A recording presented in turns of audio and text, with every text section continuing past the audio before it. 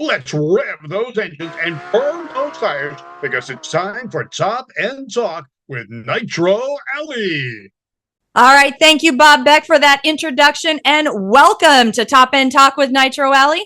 I am your host, Nitro Allie, and I am so excited to be here with my very dear friend and inspiration, international track operator and owner and operator of Wabash Valley Dragway, Mr. Freddy Melecio. How you doing, Freddy? Good. How are you, Allie? I am good. I'm good. I'm so glad you are back here, I guess in the mainland, if you will, because I know you were down there in Puerto Rico for a little bit.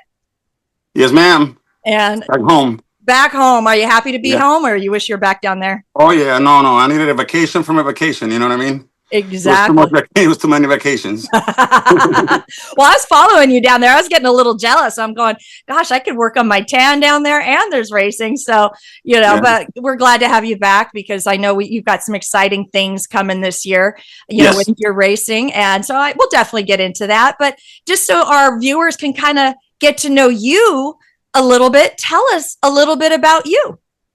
Me. My name is Freddy Melecio. I'm 42 or 43 years old. And I own Wabash Valley Dragway in Terre Haute, Indiana. Previous to here, it's my first year here, actually. Second year. So last year was my first year as an owner. This is the second year now. Previous to that, I worked at Great Lakes Dragway in Union Grove, Wisconsin. It's one of the most iconic tracks around the area. So, I've been around racing most of my life. How far back you want me to go? I mean, as a kid? Whatever okay. Where did your love of racing start? Because a lot of people, it started as a child, and I don't know if that's any different for you. Oh, yeah. So as a kid, my dad used to do mud drags, like the old school Jeeps. It was like drag racing side by side sometimes. And, as a kid, that's all we knew. Like, we were into Jeeps, four-wheelers, stuff like that. Kind of like country type of style, And everything changed when we moved to the United States. So, and once I turned 16, I discovered street racing. And, it got me to the street. And from the street, I ended up at the racetrack trying to, kind of like everyone else, make the car faster, And, that's how I started. Started as a kid, since I was born. I was born to do this, I suppose, right? Awesome. Well, and that's good. I mean, it seems like your dad introduced you to it. And I think that's really critical right now that, parents, mother, father, aunt, uncle, doesn't matter. Bring the kids to the racetrack because that's really where that passion, you're introducing them to something great, and they really are what's going to keep, our racetracks open and, racing, whether it's drag racing, dirt track, anything, it's going to keep it thriving. So, but, going back to your childhood and, and your adolescent years, I know you had shared with me that your journey really wasn't easy, and I know a lot of people can relate to that. You never had anything handed to you, and you've worked very hard, and you've gone through some pretty difficult times, especially growing up. So would you kind of mind sharing a little bit with some of those struggles and really how they shaped you into the successful man that you are today? So, I really never looked at them like struggles. It was more like a natural thing that happened. Now, like, I'm older and I understand that maybe there were struggles. I think that I'm glad that it happened, right? Like, it's better than it happened than it didn't. Because if it didn't, then I don't think I'd be able to be half as successful or whatever you want to call these. I don't know what success is either because I don't have a definition of it. But yeah, I mean, as a kid, I believe struggles, like the struggles. My mom and my dad divorcing. That was crazy. That was crazy because my dad basically was the guy that introduced us to racing, and once he was gone, then racing is gone. And then right after that, moving to the United States, it was tough because now everything changed. So you get further away from what you love, and it's hard. It's like once you get used to it, it's touchy now because I just came back from Puerto Rico. So you kind of like, what am I doing here? But I mean, it just makes you stronger. It's not, once I came to the United States, my mom had to work like 3-4 jobs. So she never had the same amount of time for us, So it was more of a change on how we used to do things, As a kid, it was kind of tough. But other than that, after 16, 17, racing, just racing. I didn't have time for anything else but to race. My clapped out Honda Civic. And that was your baby back then, essentially. Oh yeah, that was the Camaro killer back then. So were you running that on the streets, or were you actually going to a track and racing that? Oh no, so I didn't discover the track until later on. We raced. I mean, there were slow cars, but we used to race for fun until we used to go to the south side of Chicago, like in Cicero, Doty, like all those places, stock yards. And we'll be there till 6, 7 in the morning racing each other. You know what I mean? Like with slow ass cars, not even like anything crazy, you know? After that, well, you want to make it faster, right? So back in the day for Hondas, it was not that much aftermarket support as it is for like V8s and stuff like that. So one of the tools that we had that was kind of free-ish, because hey, it's 3 horsepower, right? You don't got no money either when you're a kid. Mm-hmm. The racetrack, right? So I started going to the racetrack, and that's how I discovered, you know. Well, that's funny that you do that. Because, you know, we'll talk about Wabash right now, you know, and it was almost like God intervened, if you will, you know, when that opportunity presented itself to you. So would you mind kind of sharing with everybody how, you know, or what that moment was, or that opportunity, and how it presented itself to you, and how you knew that this was a sign from God? Oh man. Now I gotta get religional. Is that a word? We'll just say a sign from above, okay? A sign from above, divine intervention. So after, I guess, let me rephrase this. You can cut it here, right? cut it here, and ask it again. Ready? Start again or no? I don't edit. I can't edit. Oh, damn. Are you serious? Hey, Freddy, you know what? Everyone loves you. You can go and say whatever you want. Don't say that, because I'm going to get it. But that way everyone knows that this is not scripted. You know, I got my little cue cards to kind of keep me on track, but this is my second time doing this. Take two. Okay, take two. Disregard the last statement, Your Honor. All right, so what was the question again? Hit me. So yeah, so also the transition from So what happened was, right. So I worked at Great Lakes Dragway. Man, I owned a speed shop before then, racing Civics and racing my friends on the street and stuff like that. Kind of became a passion. And then we're at the racetrack. I discovered the racetrack, and after the racetrack, man, my full-time job, I used to get home and I used to have all these Hondas in my driveway to work on, you know, and it was like I had a job on top of a job, you know what I mean? But I enjoyed doing it so much that it was on my friend's car. So it's like a dream. Like I'm making my friend's cars faster, and they trust me enough to make it faster for them, you know? So that turned into a job, because I bought a shop from people that had it. But then I started my own business. That was my first business venture at 23, 24 years old. And that shop was called SpeedQuest. And it was located in Waukegan, Illinois. After that, about 5, 6 years later, I out of business. Kapoof. Not enough experience, not enough brains, not mature enough. You know what I mean? A lot of poor decisions, and at the time it seemed like the system is built for people like us to fail. You know, because like we don't have a break with. I don't know anything about taxes. All I know how to do is like work on a car, make a car faster. You know, I don't know about hiring. I don't know about policies, insurance, all that stuff is kind of like, it was new to me at the time, you know, so blame it on whatever. I blame it on myself. Now I know it's myself, you know, but it didn't work out so well. After that, I hated racing. I hated cars. I hated everything else, right? Like it cost me a divorce and all that stuff. So I don't ever think I was going to go back to the track, right? And fortunate for me, Randy Henning at Great Lakes Dragway was kind enough to give me a job at Great Lakes Dragway. And for the past 8 years after that, I worked there. And that's where I came from Great Lakes Dragway. What else? And you know, and I gotta say that's really inspiring, because you know you went through some stuff, a pretty difficult situation, and you're not the only one in the world that has been through that. I mean, her president of the United States has lost businesses. You got to look at it that way. And then you kind of pick yourself up and you learn from your mistakes and you keep pushing forward, which I think is really what you've done in some of our previous conversations. And then, if I recall correctly, it was something I think it was on Facebook, and you were just kind of scrolling, and, is that how you found Wabash, that it was for sale?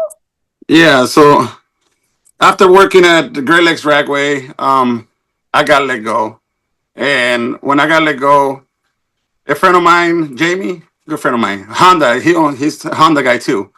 He go, hey, you want a job at a gold refinery? Like, oh, sweet, making more money than you ever made before. I'm like, hell yeah, I want a job making more than I ever made before, right? So, yeah, but the thing is, like, I found out there that I was not built to sit on a cubicle all day. And I didn't do so good. So, yeah, I got kind of let go of that too. But you have found your true calling, though. That's the thing. Yeah, you know what? It was crazy because like everything started happening towards the end of my days at Great Lakes Ragway when I started doing the right thing. You know what I mean? Like it's crazy because like all my life I've done everything like whatever and then like all of a sudden I chose to do things the right way. And all of a sudden it's like, God, why are you punishing me like this? Why people, why is people, so it's kind of like, it was like an era that it was like, it was kind of hard to understand at the time, So you're trying to make the best you can with what you have. And that's what I was trying to do. I wasn't trying to get too mad that I got let go. It does suck, you know what I mean? But there's things that it could be anybody's fault. There's three stories or three sides to the story, right? But in one of those sides of the story, I still want to keep racing, so I remember having an event with another person from my previous job, and that event we're supposed to do it together, and that didn't go through. That fell through as well. So right now I'm just like pissed off at the world again because it's everybody's fault and not Freddy's, right? And as I'm going through on Facebook and I'm looking at somebody's page there, and I'm like, man, this guy, look at this guy, and then all of a sudden I see a track for sale, like Wabash Valley Dragway, like for sale. Oh, I pick up the phone, I called. The guy says, yeah, you know what? It's actually the land is for lease. I'm like, oh, perfect. So it's cheaper. I don't have to buy the land. Mm-hmm. And yeah, so that's how I found Wabash Valley Dragway. That was it was like on the internet I don't even know. God was telling me to look there. I wasn't gonna friend them or nothing. I was just spying them. You know how you spy on Facebook? No, but again, I look at it. I mean, I know you're kind of going, oh gosh, fail here, fail here, fail here. But I mean, with every failure, and we all fail, we fail every single day, and I've gone down career paths that they weren't for me. And if you know where I started and what I'm doing now, they are completely different, and so I think it's one of those things as we grow and mature, we really kind of figure out what we want to do, where we want to go. I mean, I'm sorry, at 18 years old, I have no idea what I want to do. I did go to college, but I'm doing something completely different than what I learned in college. And it's just those things that things don't always work out at that very moment, but it's taking you on your path. Everyone has their path, and some it's easier than others. Some it's like right off the bat, you're going to be a doctor. Others, It takes a little time. It took me a little time. Sounds like it took you a little time, but at the end of the day, you get to do what you love. You absolutely, for sure. It's racing, and the other thing that I respect about you so much is that you have literally put everything into this track. When you have nothing, it's easy to do. Oh, God. No, but I know, and I have my girlfriend's credit. Okay. We'll get to Cheryl later. We'll be talking about her in a minute. No, but I don't think a lot of people realize, because everyone thinks, track owner, operator, go home, do whatever. It's almost like a 9-to-5 deal, and you run a few races on the weekends, call it a day. It's way more than that for you. Do you want to kind of share how much of your heart, soul, livelihood, blood, sweat, tears, and, firstborn that you've put into the track? Man, honestly, Ali, it's really hard to tell because I don't see it like that. I don't see like I put that much effort into it. I think that because it's fun when you love what you do, so it's like having fun, right? The other thing is like through this whole time, I learned that, opportunity hides on adversity. You know what I mean? So, like, every time, like, something bad happened, like, I stopped losing fear because I know that something, you know what I'm saying? It was exciting, actually. Like, it's real. Like, kind of like crazy. You know what I'm saying? Like, Mhm. so once I learned that I could use my past experiences to do what I did now. It's like riding a bike, like I owned a business before. I felt, yeah, at SpeedQuest when I was 24, I ran a shop, I worked at Great Lakes Driveway for all those years. I made that track a successful place. I helped, at least. I hope I helped make it a successful place. So, I start doing this and it's like a natural thing, everything starts clicking into place and all the experience that I have from the years, all the stuff that I haven't used Photoshop for years to make flyers. I haven't done this for a while. You know what I'm saying? Like all that stuff just came together, and it was not really a struggle. And then you combine that with a racetrack that the owners were so nice and kind to me to, allow me to work here the first year, to allow me to learn and, get along with the customers. And top it all off, the customers here, man, people from Chicago, Milwaukee, let's just say it's different than people from over here. I won't ask you to elaborate on that. I don't know if that's a good thing or a bad thing, right Put it there. this way: at the beginning, I used to be like, "Why is this guy being so nice to me?" This guy Okay. is suspect. You know what I mean? Like, but yeah, but it was different when you grow up from here. Not talking bad about anywhere, but it's different lifestyles, and these guys are bracket racers, is what it is. Bracket racers are different people than anybody else. No prep racers, import racers. Everybody has their own. Kind of like, it's not that they're bad per se, just like different attitudes, different whatever. Hmm. But these bracket racers, they're just as happy as I am that somebody's doing something, serving them. You know what I'm saying? Like doing something for them, giving them a place to race, and feels good. Feels No, good. I love that. And one thing that you touched on that I don't think you even realized that you touched on is you took all those past experiences. Again, those, I hate saying the word failures because they're not. No, they're good. They're not, They're good, because, there's a quote, and I cannot remember who said it, but I've heard it many, many times, that failure is success if you learn from it. And you have taken those past experiences, good, bad, indifferent, and taken that knowledge and now implemented it into finding a way to lease this track, and take that knowledge when you were running, the other track that you were at, and taking that, and now you're making Wabash incredibly successful. Yeah. That says a lot about you. And I think you need to give yourself a little bit of credit for everything that you are doing, because this is not easy. Running a track, and I've never done it. I'm just an enthusiast. Everyone knows that. But seeing you and having other friends heavily involved, I'm like, wow, it's way more involved. And I don't think you're giving yourself enough credit for the amount of good and the amount of success that it's happening right now. Yeah. Again, man, maybe, this past few years, I learned how to be grateful. So, like, I practice gratitude every day. I get up in the morning and, that's the first thing I do. I don't watch news. I don't do any of that stuff. I just watch something motivational, read a little bit of a book because I don't like reading too much. But, I do something that, that brings gratitude, because I don't see it. Every day I think I'm blessed. I think that, you know what I mean? I don't know how. I don't see struggles like that per se no more. I do get stressed at times. I do act like a little brat when I, mess up and stuff, like to take it on co-workers or friends or Cheryl. But other than that, it's I don't know. I just, I think it just, God put everything so perfect that it was like so smooth, like from everything was meant to be, like, like from SpeedQuest to Great Lakes Dragway to my friend with the gold refinery. I learned a lot at the gold refinery. I learned how to do sales. I learned how to talk to people. He taught me a lot of things. He believed in me, and after that, coming here to pretty much all these guys are like friends. All the bracket racers are like friends. They come help me. The sponsors we got are racers. We got Honey Creek Collision next door. The Pros family. They're here all the time testing their cars, and Jeff Strode, another one. These are just regular racers that come here, race every weekend, and it's just so cool to, they're willing to help. Without their help, I couldn't do it, to be honest. So it's not like, I understand what you're saying about credit, but I got to give credit to, like, there's a lot of people behind this. It's not just me. it's a lot, you know what I mean?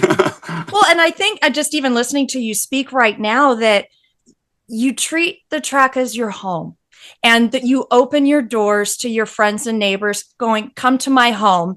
And just for the sake of conversation, let me feed you in the sense that use my track. Let me feed your motorsport addiction, if you will. And you treat them just like family. So family takes care of each other. Correct. And so you're taking care of them. So in turn, they're going to take care of you to ensure that you are going to thrive. And I think that's what's beautiful about the motorsports community in any type of racing.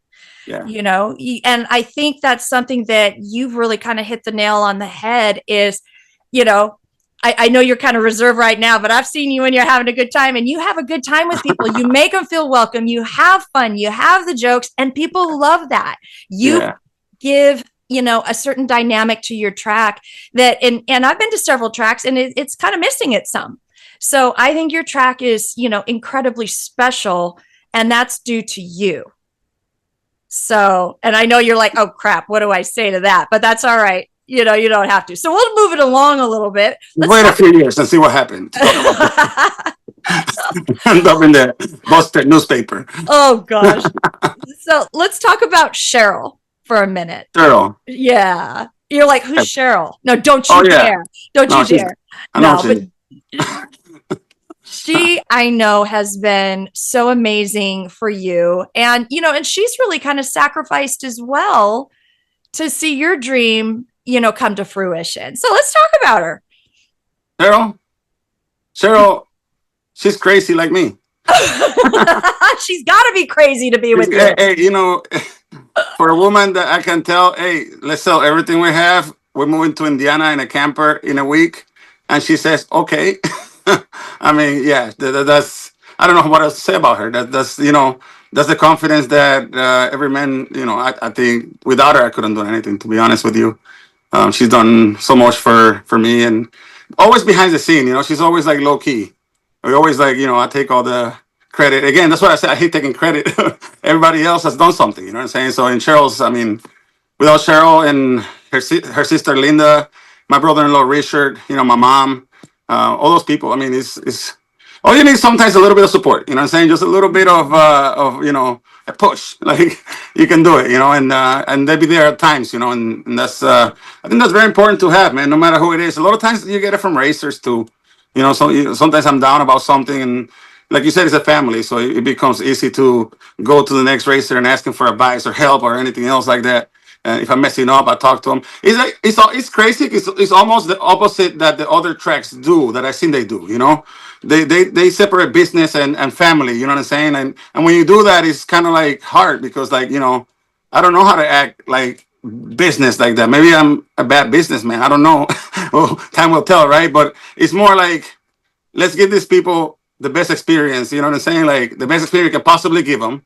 Let's give them at a price they can afford, obviously, you know, where my job is just to make sure that they have the place and money is a byproduct of success, right? So if I didn't make shit last year, that means that I sucked, you know, so I got to work harder, right? Like, I mean, like that's all it is. That's the gauge that I have as, you know, success as far as success goes, you know, if you want to use money as success, then I'm not so successful right now.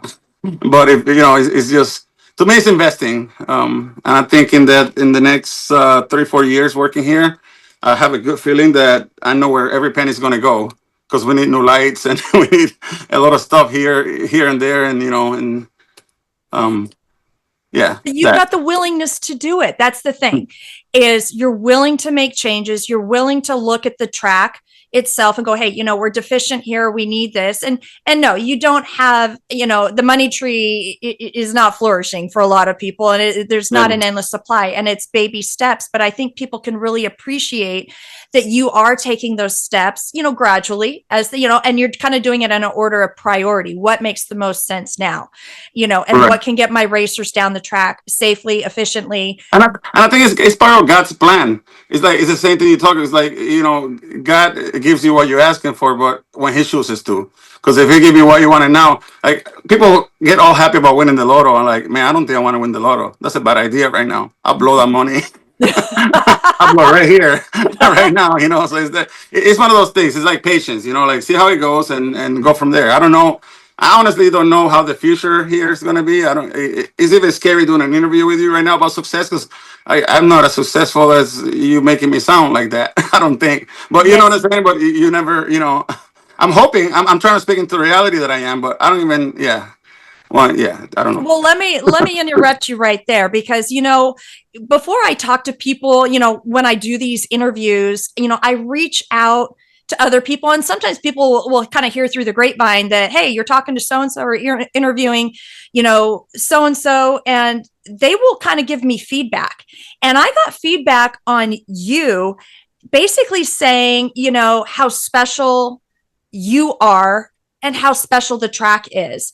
And I know your division director very well. Mm-hmm. And he said, Freddie, this is William Tharp, for those that don't know, NHRA division director. He said, quote, Freddie brings a fresh vibe and he puts on a race for the community. He exemplifies diversity, character, and has an understanding of what it takes to make a track successful. He took a track into a completely different direction, and Freddie has the mindset and a vision, and he refuses to fail.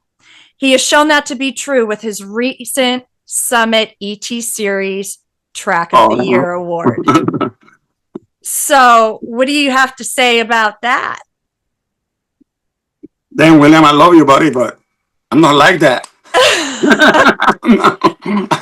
Well, no, that's cool. That's cool, man. I think, man, that's good to hear. I'm not gonna lie. That's cool. William, I respect William a lot. I shouldn't say this out loud, but like the NHRA and the IHRA, all that stuff to me, I think it's funny because like, man, I look at it like politics, and I hope I don't get in trouble for saying this, but but having people like William and like Kista. She is gonna beat you for that. And then Diana, having people like that work, like these guys actually care. You know what I mean? Like they help me. They even came to our party, to our Christmas party.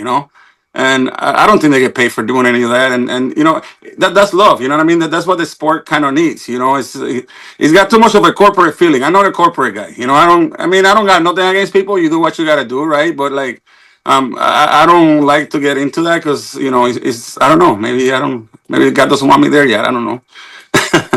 But yeah, that's really, really cool. That's cool. Thank you, William. Well, and let me ask you, I know you got kind of blindsided about getting that Track of the Year award. I mean, how did that make you feel? I mean, especially you have experience with running a track and now stepping into the role of track owner and you're a rookie. You're still green at running your own track. This is yours.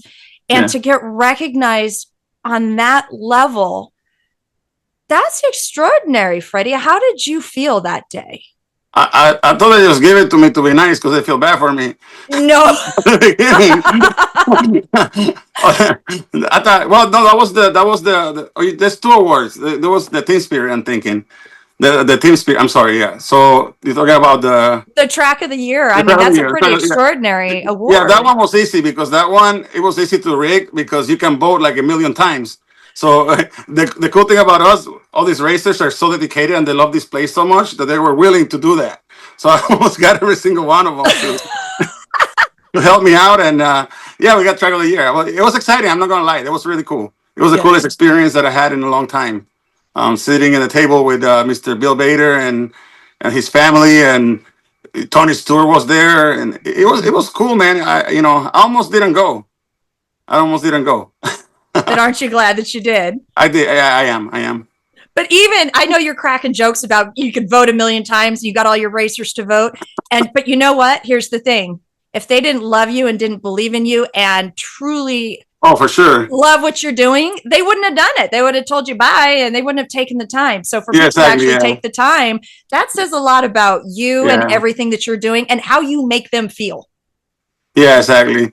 That's how I took it too. I'm like, oh, they actually did it. I didn't think they were gonna do it. Like, I got my friend John from Hoosier No Prep. He was like, I'm gonna vote for you a million times. Like, I didn't believe he was gonna. They actually did it. He had his kids voting. He had everybody voting. Like, I'm in Puerto Rico voting. There you go. There you go. So I just think, I just kind of wanted to highlight that a little bit because it really is a big accomplishment, especially somebody coming into really, a new type of career. It's scary. It's scary. And you got a lot of people looking at you. Yeah, it's like it felt good at the time when you got it, right? So it's cool. It's cool to have it, but in the other side of the coin, on a serious note, now it's like now I gotta walk on my tippy toes now. You know what I mean? Like next year, I gotta mash it again, and I gotta do this every single year now because I don't like losing. You know what I mean? Mm-hmm. And yeah, that's gonna be harder this year. Than last year was easy because there was no expectations for me here. So anything that was done was okay or good.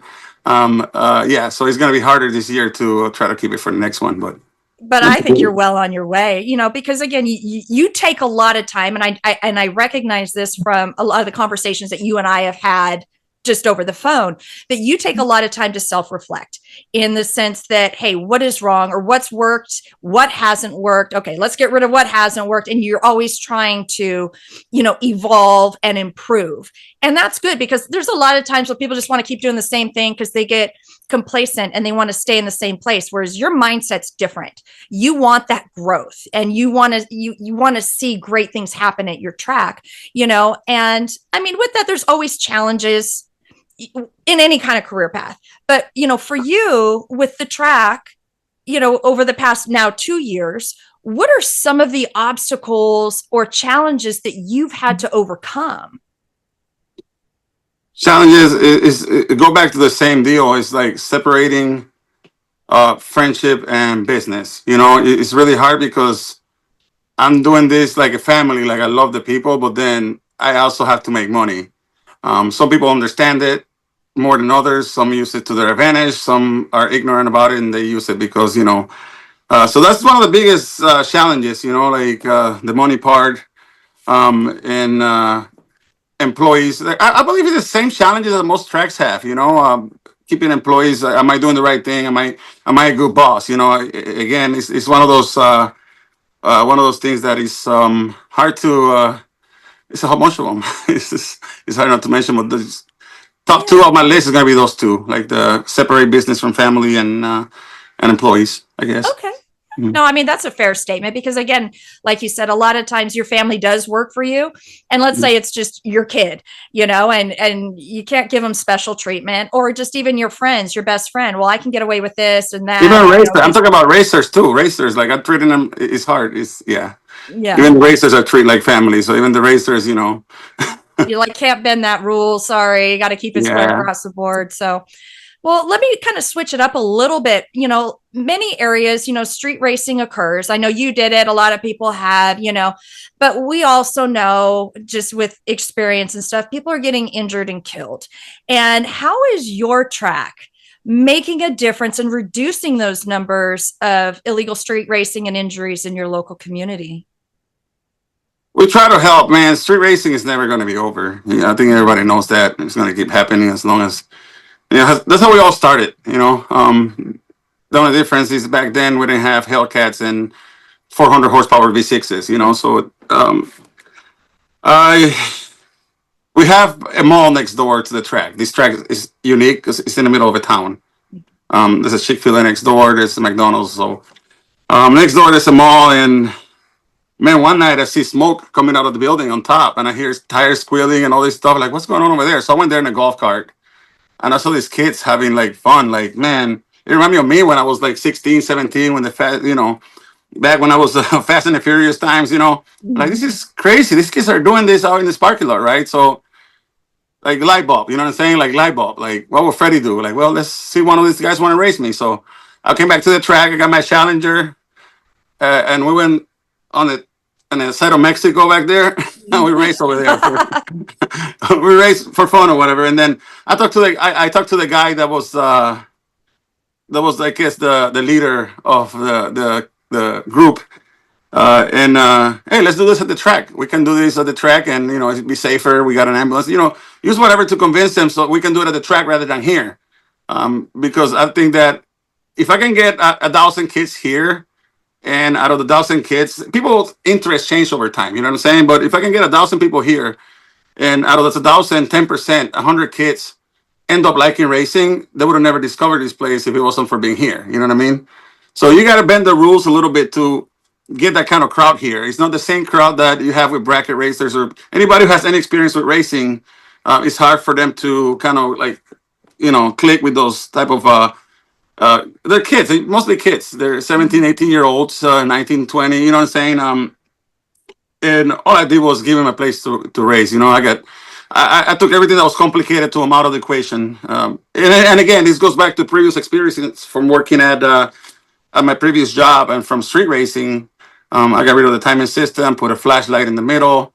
I closed the pad. I put concrete blocks around, and I made the pits into a drift pad, which I have to paint this year because the bracket racers are not happy about the tire marks on the ground. But and basically just let them do whatever. They just hang out, and now from there we ended up hiring like two of those kids from the same crowd. We got 3 working for us now, with more applying. A couple of the guys come and help us here when we need help. EMTs. It's just meant to be. It's such a small town here. That's what we're doing for street racing. I've got law enforcement, like the lady that works here, Lori. Her husband is a Vigo County sheriff. He's here all the time, making sure we're good. If you ever need help from them, he's always here to make sure that like the cops, know what we're doing. Kind of like work together. It's not official. Like I never made a public announcement that I do these things. It was more like kind of happen. Like, oh, John, can you talk to your cop buddies and let them know that we're gonna have a big night tonight? I don't want my customers getting harassed coming in. Obviously, if they do stupid stuff, they know better. But I'm just trying to like get them to lose that fear of racing. Like it's not, you know what I mean? It's not like in the street. It's Right. You can still street race, but You're giving them a safe and again, safe and controlled environment. And I love the fact that you're working with local law enforcement, letting them know, going, hey, you know what? I'm giving these kids, I'm about to commit a crime. I'm just kidding. No, but again, they're not out there in a parking lot now where they could injure somebody innocent. They could injure property, for the surrounding businesses or whatever it is.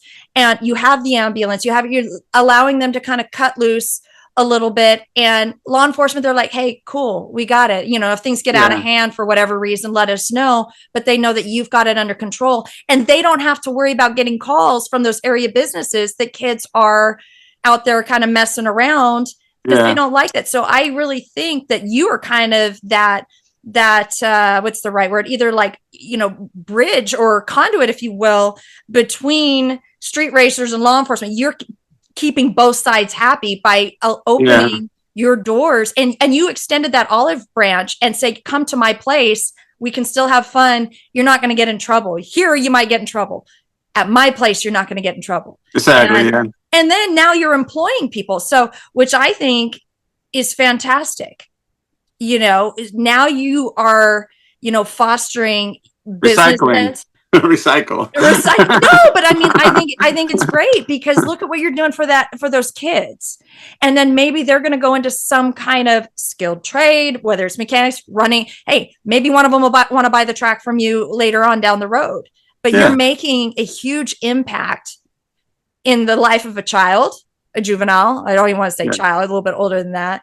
And your community, because you're helping keep the community safe by pulling that street racing into your track versus a parking lot. So I don't, and I'm trying to point these things out because I don't think you realize how many good things. And I know it's because you're incredibly humble. I'm arrogant, lady. Puerto Rican. We'll wait for that to come out. Give me 2 beers. I'll tell you all about me. But no, I do. I have a lot of respect for you. And then, your efforts and your hard work and dedication, to growing the sport, what a lot of people don't realize, go way beyond Indiana. And you're actually helping and mentoring track operators in Puerto Rico. That's why you're that international track operator. That's my friend. Cheo Gomez. That's a good friend of mine. Yeah, that's pretty cool. That was meant to be. Again, God helping me. Well, he's helping you help other people. So, we're helping each other out for sure. Now, so what's the name of the track? What exactly? Let's promote them a little bit, and kind of what you're doing to kind of help them grow. What kind of programs do they have? Go ahead, let it All all right, out. so Arecibo Motorsports is located about an hour an hour west of San Juan, and it's the 8 Mile racetrack. And yeah, I was helping him there this winter. I was in Puerto Rico because it's cheaper to live there when Cheryl works from home and when it's too cold to live in a camper. My mom has a house in Puerto Rico, so it's like, hey, freeloading, right? There you go. And when I was working during the day, I was afraid that I wouldn't focus on the track stuff so much. It's easy to get carried away when you're in paradise. And when you go for lunch and drink a beer or two, you get kind of sidetracked in your in your goals. So my friend Cheryl from Arecibo Motorsport allowed me to go hang out with him, see how he did things. And man, we built this like beautiful relationship. It's cool. It's really cool. I learned so much from the man and vice versa. I'm trying to help him become an NHRA track. He helped me with a lot of like tips, like how to deal with street racing, because they got a lot bigger problem with street racing in Puerto Rico than we do here. So going out there, I kind of was like not a boot camp, but one of the summer camp, training camp, is what I called it, I will work from home from my laptop at my mom's house, and then for lunch, hey Cheryl, I'll be right back. I'm going to Arecibo real quick, and then I go there and I help do whatever I could do. Scrape, whatever, prep the track, clean garbage, whatever I need to do to help Cheryl. But mostly bounce ideas and talk to each other, and yeah, that was really cool. He had a lot of in Puerto Rico. They're huge in imports. Everybody knows that. Banshees, four-wheelers are huge. Semi trucks, horses. If it can be raced, we're gonna race it. It don't matter what it is. I love that though. I think yeah. that's really great, and I think it's exciting that you're kind of going off the mainland, so to speak, and promoting NHRA or just racing in general down there, and taking your knowledge and sharing it. And I think I would love to do a video on that track, because I don't think a lot of people even realize that we have a track down there. And what a great vacation spot. I know a lot of people that have gone there just on vacation. They go, oh, when I retire, I am not coming back. That's where they want to. Oh yeah, for sure. Yeah, it's paradise. Yeah. So I almost hopped a plane, just so you know. You should have told your mom and Cheryl. They'll be like, hey, we got company coming. But hey, I'll pick you up at the airport. We're good. I'm the tour guide. No, I think that's really great. And you just do so many wonderful things. So now, when does your racing season officially start at Wabash? It's supposed to start April 19th. Oh, okay. So we're about right around the corner there. Yeah, today we have a track rental, and I'm gonna open the 28th because these kids are in the mall doing donuts the other day. And I called my friend like, hey, what's happening? We need to do this here again. Yep. So we're me and Chase are doing an event on the 28th of the month. Also in next weekend, I think. Next Friday. Yeah, next Friday. And then we have a chassis inspection on the 28th. Ted Peters from the NHRA will be here for the tech inspection. Awesome. So what kind of events are you guys running this year? Oh, mostly bracket races. I got 12 scheduled points races, a lot of junior races. We get a lot of juniors here. We're going to do some mid-size. I wouldn't say big money for me, but mid-size for most people. Maybe a little money for some people, but a couple those races for the bracket racers. The Burning Man Memorial, with the previous owners, his dad is his memorial race. We're doing that as well. We're doing Time Warp, which is like a nostalgia show. My friend Brad Jenner from the Brew City Gassers, thank you. He's helping me with that as well. That's more like to remember the era that the track was open. That was pretty cool because you got to remember, nobody has ever done anything like this at this track. This track's always been a bracket track. You know what I mean? It has a lot of history. When I come here, I'm used to having history at Great Lakes Dragway because the track's so full of history. But coming over here and just a building and it was like this track has nothing. It's like eating chicken with no seasoning. It's bland. No offense to what they had. It was just So I think that a lot of what you call success, I guess, is that because it hasn't been done before, it's cool. You know what I mean? It's something different. Well, I like that you're a visionary like that. Yeah. You're seeing something, you go, hey, I want to make a change. I want to honor the past. I want to keep the history alive. So again, you're a visionary and you're very innovative. So, good for you. Yeah. Any other big series or anything that you're hoping to get maybe this Yeah, year? yeah, we have jet cars coming on the 4th of July weekend. That was pretty cool to see the windows on the restaurants next door Kind go of like shake. that. Yeah. And then there's And they're Mobile like, what's going 41. on? What else we have? We have Hoosier No Prep. My friend does the No Prep series. That's really cool. It's kind of cool. There's No Prep guys out here in Indy too. It's different. This whole town is different. This whole town, I can compare it to where I've come from, which is Chicago, Milwaukee area, the suburbs. Mhm. Back in the 90s, like this is how far behind. No offense to the town because I like it, but that's how far. And what I mean by that is everybody's close. Everybody know each other. Like, everybody works at the same place. So it's just crazy. Rent is cheap out here still, You can get an apartment for $700 on the street. Stuff that you haven't seen in like 15, 20 years, it's like a cheat code. Again, God helping me, like God's like, you're going to do this jet car show and it's going to be amazing. And I boom, and it is amazing, it's like they never seen it. So it's cool. It feels good. I just hope that, it's scary because same story as the track of the year. Now I got to meet those standards this year again. So now I got to make it better and better. And then, you know how it is. They're going to expect more and more and more. And yeah, that's the part that I'm a little bit. Well, do you have a plan for growth? I mean, I know you right now you've got these, events scheduled for this year. Do you have, maybe 2, 3, 4, 5 year plan or a vision for growth within that time frame? I do, but one thing to remember is like when I was younger, I wasted a lot of time. So I'm learning these things late.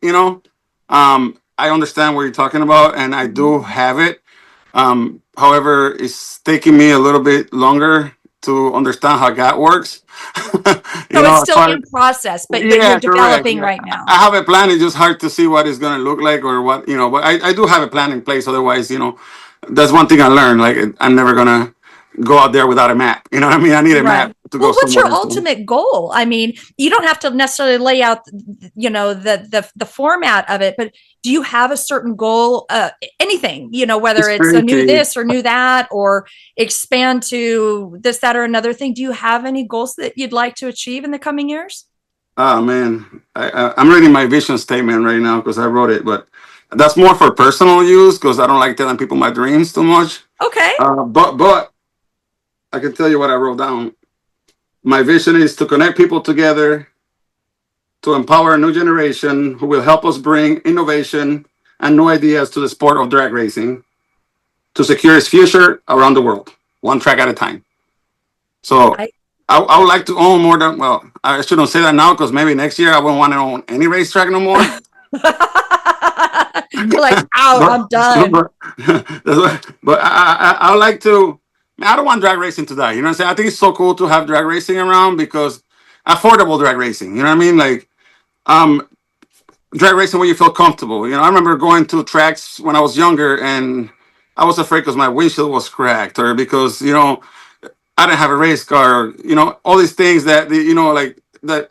When Mr. Wally Parks, founded the NHRA, it was for a reason. It was for safety. I understand the safety part of it, but at the same time, I believe that over time we got so attached to these rules that you forget to look the other way. Sometimes when you have a kid who just wants to play, not just to race, like maybe that kid, especially nowadays, both parents have to work, and when you have these kids that are 16, 17 out there almost killing each other, like flipping cars over. It's not. I don't even call it drag racing, to be honest. When I used to be a kid and we drag race, it was more organized. Like we go to the road, we race, we came back.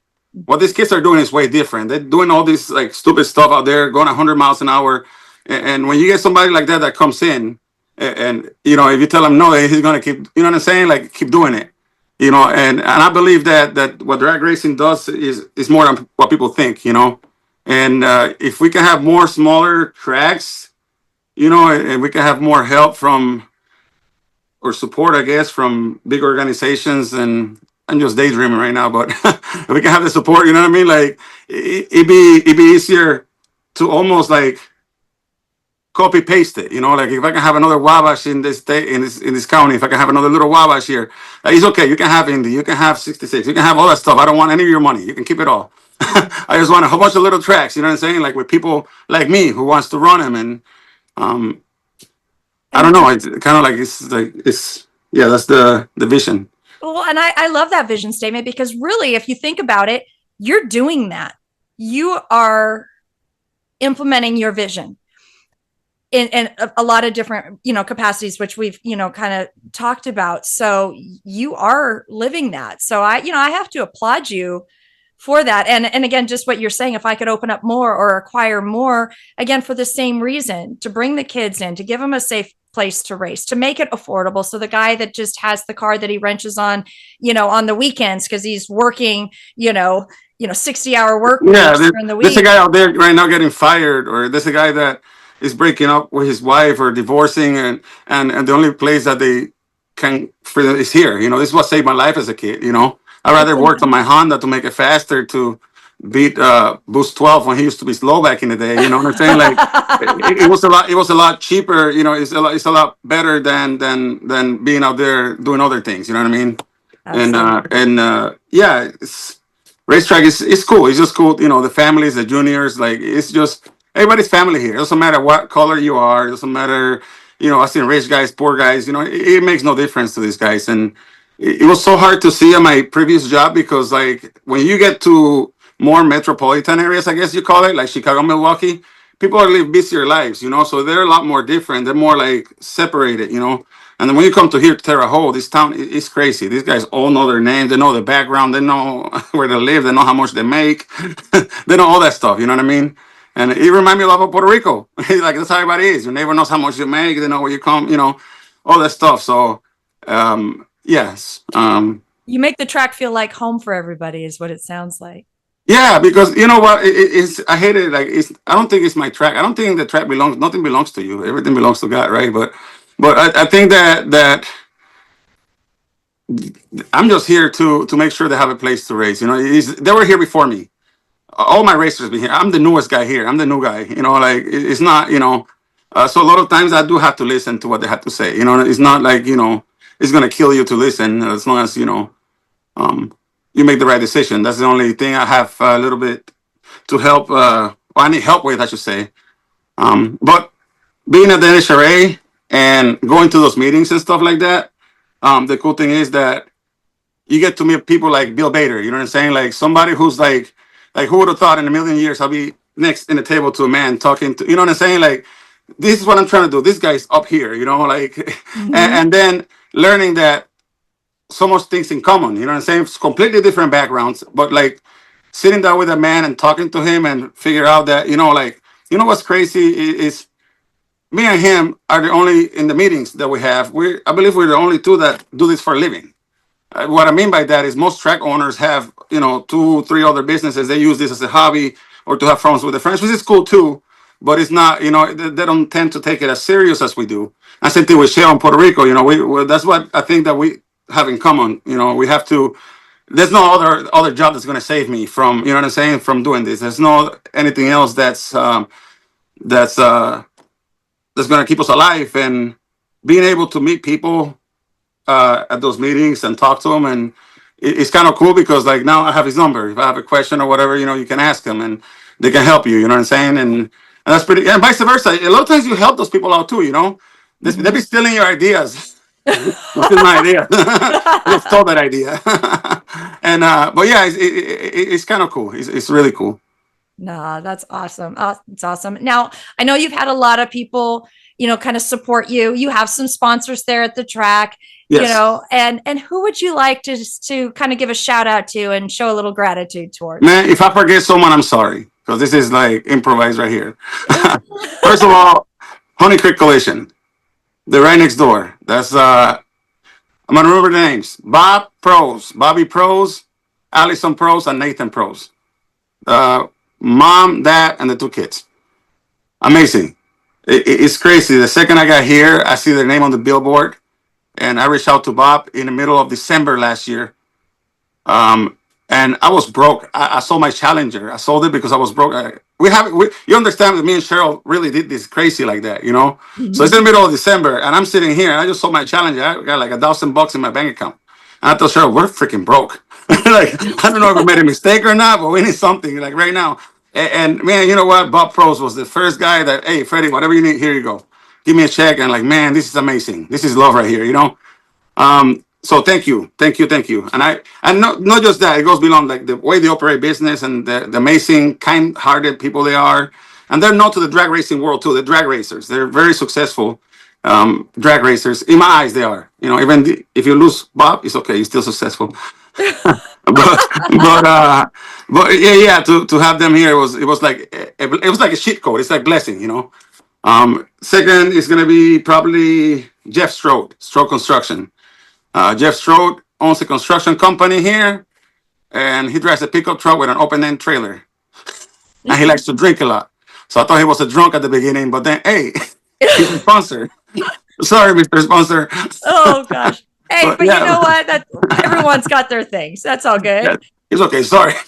You can delete that, right? No? No, whatever. It's okay. He's not drinking and driving, guys. He's not drinking and driving. He just enjoys it socially. There you go. Oh no, yeah, he don't drive. No, for real. He passes out his trailer. His wife be looking for him outside. Grizzly Inc. Troy, he helped me a lot. Dawn's Adorables, that's Marsha and Brad Dawn, the Dawn family, the grandkids, amazing people. Who else we got? Man, you got me. Ooh, Big Head Detailing, Gomery Auto Service, Jeff Gomery, Mike Gomery, and JC Gomery is the family. The Gomerys, they're all firefighters and EMTs. So, I'm Brad Doan too. So a lot of my customers and sponsors happen to be EMTs too. So I'm like triple brass, you know. There you go. And you know all about our first responders. You know, those are my people. Yeah, it's good to have them here. And who else we got? We got Jace Auto. We got a lot of sponsors. Jace Auto Service. We got PJ Trucking. Those two guys help us. They give us money to get to the ET finals in Iowa, or no, Ohio. Sorry, where Bill Bader's from. Ohio. Mm-hmm. So yeah, they're the ones that help us cover the entries to get there. So that was pretty cool. What else I got? We got Republic Services, the garbage cans, they hook us up with garbage cans. Thank you. A&A Quick Pump, they hook us up with porta potties. Now you're gonna see, it's all everybody. It's not me. See, I'm telling you, it's a group effort. Joink, we got even internet from the internet people. You know, I just need to get the power company to sponsor me, and I need to get the NHRA to sponsor me, and the lease people. I need to find a lease sponsor. So that people step up. And who else, man? If I forgot you, I'm sorry, man. I really am. I'm trying to think here. It's hard when you're put on the spot like that. So, you know. BP Racing Fuels. I cannot forget about BP, man. That's my boy Push and Nick Argestra. Nick Argestra is I call it the old man. He's old, but this guy's like an encyclopedia. This guy is the one that has given me the information on the background of this track, and he's like my mentor. He helps me a lot. So BP Racing Fuels, thank you for hiring Nick and Push. And again, it's another example of a big company, and the people that work in is what matters. You know what I mean? Like kind of like the NHRA and William. Awesome. Who else? That's it. I think that's it. If I forgot you, I'm sorry. You can don't cancel your sponsorship. I need you. They'll be on the website, I'm sure, that's kind of my next thing. You know, where can people find information on the track and your upcoming events? You know, right now we're just doing facebook.com/Wabash Valley Dragway, and we got an Instagram as well. You can also call us here at 812-233-0545, I think. If not, just Google it. It's Wabash Valley Dragway, and you can see all the information there. That's how you can find out. I'm working on a website. It's hard. Like I do so many things here that. I start things and I don't finish them. So last year I started the website. I didn't finish it, so it's offline now. I got to find out all the password information for it. We need a sponsor for website for a website. There you go. Or if somebody wants to come in and help with some of the social media and marketing and stuff like that, to volunteer their time. Or what might even be great is somebody that just got out of college and looking to make a name for themselves. If you want to donate your time a little bit and help out Wabash, I'm sure that would be greatly appreciated, Yeah. and hence the word donate your time for the greater good, the greater cause right there. I pay him a little bit, not too much, but Little bit, un poquito, yeah, little bit. I'm only cheap like this. Awesome. So I always like to ask people this question. It's nothing serious, but is there something quirky, silly, funny that most people don't know about you? I don't know nobody. I think everybody know everything about me. Any weird habits or anything that people just don't realize it about you? Ooh, I think that's a good question. I don't know. I get drunk once in a while, and I pretend that I'm sober. I talk different when I get pulled over. Okay. I don't know what else. We'll go with it. I love it. I love sir, it. no, sir. May I contact? Shake his hand. Yeah, I'm pretty good at that. Okay. I don't know what else. I think you guys know, everything about me for the most part. I think. Awesome. I got 2 kids. I got 2 daughters. I don't know. People don't want to know that stuff, do they? They're just something funny. I don't know. You got a weird habit or a weird tick, or you've got a lucky charm of this, that, or another thing. I don't know. Well, I got lucky charms. I got lucky beats and I got lucky bracelets. You're missing a Nitro Allie bracelet. I'll have to send you some. Is it pink? It's pink and it's got glitter. No, I'm a man. I need to wear a different color. Really? I'm gonna tell Disco Dean you said that, and Oh damn! Don't tell Disco Dean. He don't know me. I only know one of them. I think I know 2 of them. Kai Kelly and Mike Murillo. Yeah, I don't know Disco Dean. You can tell him whatever. Shots fired. Anyway, well, thank you, Freddy, so much for coming on. I really do wish you all of the success in the world. And thank you for keeping racing alive and thriving in your area. I really have to commend you for that. Thank you. Appreciate it. And thank you for doing what you do. Like, this is what the sport needs. More people like you. Voluntary time, right? Absolutely. Voluntary time, delivering a message. So hey, you're going in line with my vision. We need people like you to, I think we need a lot of people like you, actually. And the more people, the better. And that's one thing I tell people is I'm not in competition with anybody. Other people that do it, let's work together. And I've talked to other people doing the same podcast. We share contacts. I have no problem with that. And that's what it is, about growth and just, again, it's community, work together. No, I love that. So thank you so much. And thank you everyone for joining us. Remember to go out and support your local drag strip or racetrack, buy that hot dog, bring a friend, and let's keep racing alive. And I always say it, God bless you. God bless America, our first responders and military. And I'll see you next time on the top end. Good night, everybody. Good night.